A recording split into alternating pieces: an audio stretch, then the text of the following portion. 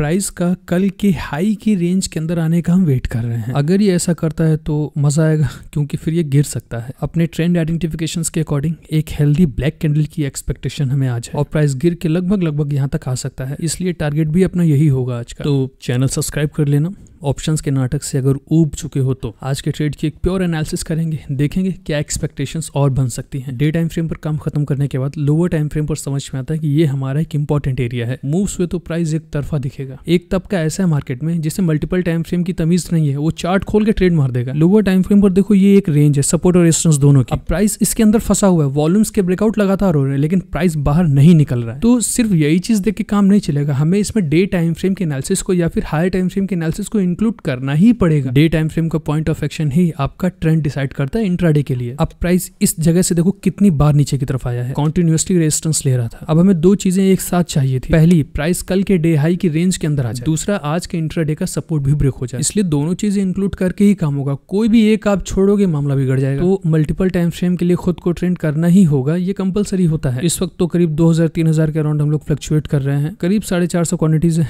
And हो सकता है आज हमें ज्यादा वेट ना करना पड़े। अभी इसका भी रीजन आपको समझ में जाएगा कि कैसे हम लोग ये समझ पाते हैं कि मूव बड़ा हो जाएगा या जल्दी मूव होगा। बदले में आप केवल एक काम करो, सिर्फ ध्यान लगा के सुनो। ऑटो सेक्टर का ये काफी हाई वेटेज स्टॉक है। अब मॉर्निंग में देखो इसने कितना बड़ा डाउनफॉल दिखाया है और अभी ये बिल्कुल बॉटम पर ट्रेड कर रहा है। मॉर्निंग से सपोर्ट्स ब्रेक हो रहे हैं, रेजिस्टेंस के प्रोटेक्शंस हो रहे हैं और ये ऑटो सेक्टर का हाल है।